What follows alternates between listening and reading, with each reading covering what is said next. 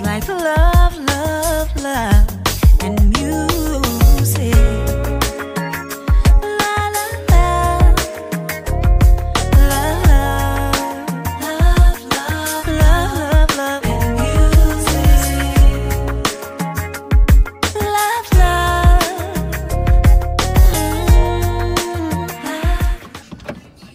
love. Hello. I'm driving the wrong damn way. Hello, everyone. Oh, music.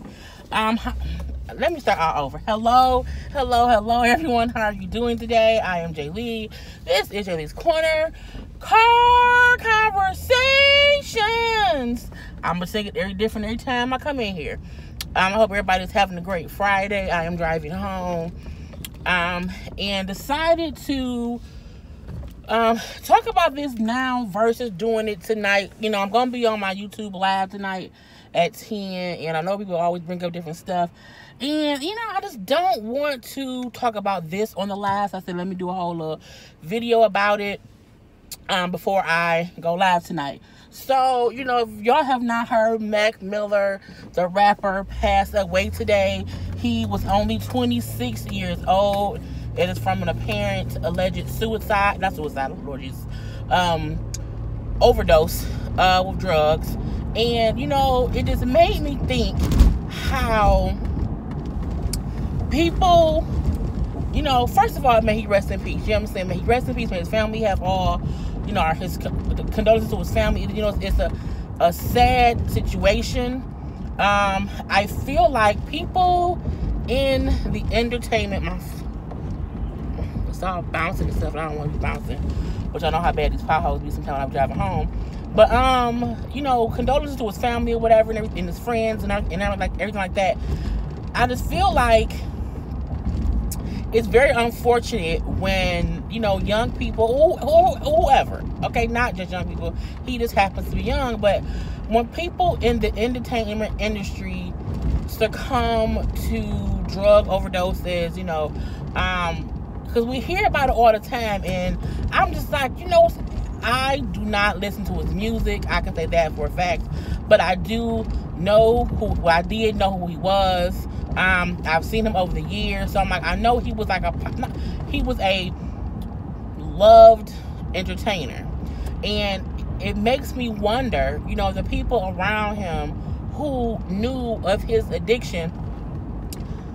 I just always wonder, like, can people ever do more in certain situations? I know you cannot force anyone to do anything because grown people are grown people, but I do wish there was some way that when it was, you know, 100% known that someone had a drug problem, like there was some kind of law or rule or some kind of loophole to where the people closest to that person can, like, intervene, even if it's forcing that person to go get help and forcing that person. Like, you think about this, if a person, you know, has mental issues, you can force them to be committed to, like, insane asylum. You can force people to have to be, you know, if they do 150 whole, you know, if they may hurt themselves, like for suicide stuff. I just wish that it was some kind of law or require just something that, you know, when a person is literally dealing with addiction and it's getting to a point to where they could die. Like, I don't mean like not if you smoking cigarettes, you know, not if you smoking weed, I mean hard drugs that, you know, you can literally die from. Like, if you're out here, you know, on that codeine stuff, that lean stuff, you know, popping pills, all that addictive stuff. And the reason I say not cigarettes or not weed is because cigarettes cause cancer, absolutely. But, you know what I'm saying, you can't smoke a cigarette and die from it that day. You know what I'm saying? Cigarettes is a slow killer. It really is. That's why I stopped smoking years ago, after smoking for 10 years. So, but I feel like, you know, these drugs where people be having, when you OD from, okay, the drugs when you be ODing from, and I just wish something could be done to help people in those situations. We know that he had issues before with, like, even drinking too, because he had a couple DUIs, and at one point he had crashed his car, had wrapped the car around a pole. He was supposed to go to court, I believe, later on this month, regarding one of those DUI things too. He was going to be starting his tour next month. So it's just sad when you hear people so young dying one way or the other, whether they're getting shot and getting killed. You know, Tupac was killed when he was 25, 26. You know what I'm saying? Even Biggie was young when he died. He got shot and killed.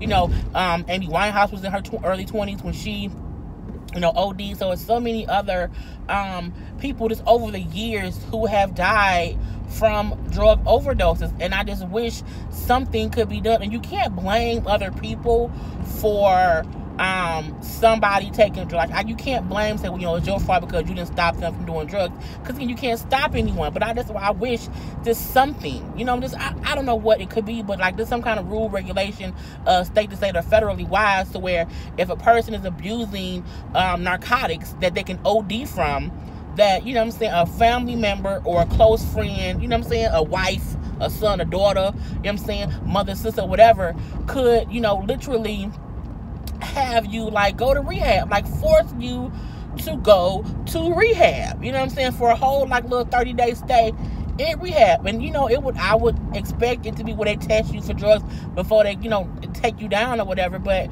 if you can arrest somebody for breaking the law to prevent them from doing that kind of, you know, from breaking the law again, you know, start holding people up, okay, for their drug addiction. I just wish, because I'm like, could that be a possibility, a possible way to prevent people from ODing? I mean, Whitney Houston, Bobby Chris, so many people, okay? So many people it happens to. And it's like, you kind of get to the point where you feel restless and like, well, damn, what can you do to stop people? And not just famous people. People in regular life, you know, OD too. People OD every day, I'm pretty sure. That we don't hear every story of somebody ODing. And I know there's other people over the years who have also OD'd or died from some kind of drug use or drug overdose or whatever. I just wish something could be done. You know what I'm saying? It's just, and it was shocking to me because I saw it. I was like, the rapper Mac Miller? And I was like, damn, that's crazy. That's really, really crazy. And then even seeing that he did an interview with him where he had made a comment during the interview saying how he did not want to, he would prefer to be a whack white rapper versus being some, you know, old rapper who died from a drug overdose. And he said that, I think this was maybe like a year or two ago. And then he died from a drug overdose. So it's just hard to not feel for the families who's having to deal with the aftermath of someone passing away from drugs. And not only that, having to watch them suffer being addicted to it. Because, you know what I'm saying, people who are addicted to drugs, it's hard for them too. Because that's why they don't stop. Because it's hard for them to stop. And I just wish peace upon people who have these addictions. And it's almost like you don't want people to die from overdose, but at the same time, when someone do, you hope and pray that that person's death, that person's overdose affects someone who then says, I don't want to die like so-and-so. You know what I'm saying? And so that way they start to make a change within certain things. It's just a sad situation. So that's why I did not want to discuss it on my live tonight, because, you know, I just would not want to. So I said, let me make this little quick video so that way, you know, it's addressed beforehand. And that's all I have to say. That's, you know, I may he rest in peace again. He was only 22. We also know that when he was dating Ariana Grande, they dated for 2 years. And the reason that she ended up eventually like leaving was because of his addiction to drugs and how it affected their relationship. It's very hard to date an addict, whether that person is a drug addict or alcohol, you know, an alcoholic.